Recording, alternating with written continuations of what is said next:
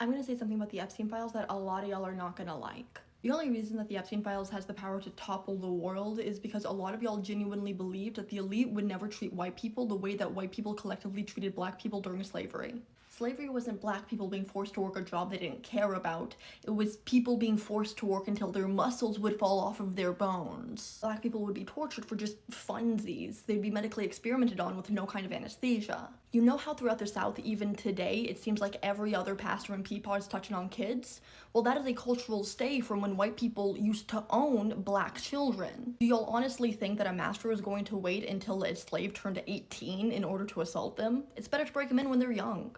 But if it was really that bad, why weren't there more slave rebellions? There were slave rebellions throughout the South, constantly. The only reason why you only know about Nat Turner is so that way everybody can point and be like, oh my gosh, look at him, he's so crazy. He started killing these white people because he thought he had messages from God. Even after slavery ended, whenever a black person would be lynched, a lot of the times the white people who did it would literally sever off some of their body parts and keep them as mementos. Black people would be skinned, and then their skin would be turned into human leather, so that way it could be used for leather goods, like coin purses, or the binding of a book or a bag. There is not a single thing in those files that has not been done to black people before. The problem isn't that elites are doing those kinds of things. The problem is, bro, I thought us white people, I thought we were in this together. I thought we were a team, man. So keep in mind, as above, so below. The elites told non-elite white people, hey, here's a group of people who we deem as worthless and y'all can torture them and do whatever the hell you want with them. And they'll have like little to no recourse whatsoever.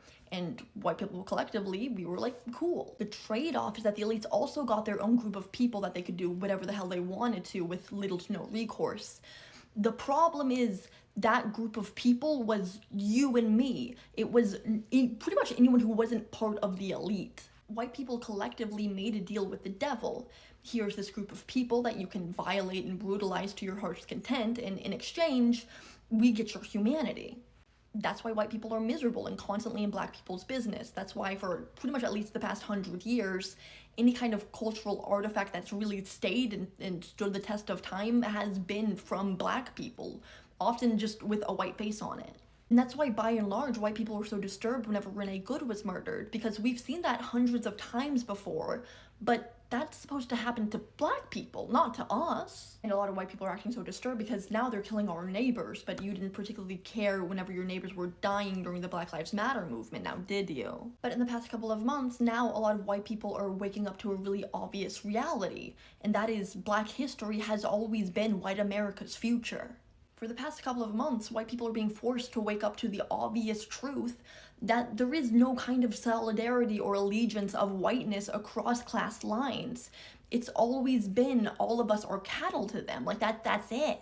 But all of this is why I wasn't surprised at all when in the new batch of files that were just released, there was like an email or something where somebody said that they didn't want any of the children they were planning on doing things with to be black, because duh. Any white person could violate a black person and get away with it. That's just the way the world is. But to do all of the things that we did to black people onto other white people, that's power. Brutalizing black people just doesn't really fuel the ego for them in the way that hurting white people does. These people aren't in some way attracted to their victims. That's never the case with sexual assault. These people get off on the kind of power and rush they feel, the thrill of having violated something of value and then being able to get away with it. It's the same way that a lot of men will sexually harass or batter women doing notably better than them. It fuels their ego, like being able to violate her and get away with it. This has always been going on. We have always known that this has always been going on. The problem is, you didn't think that you would be in this position whenever push came to shove. You thought it was just going to be the black people. And I'm not going to say that anybody's wrong for feeling any type of way with everything that's going on, but can we please stop acting like we're surprised?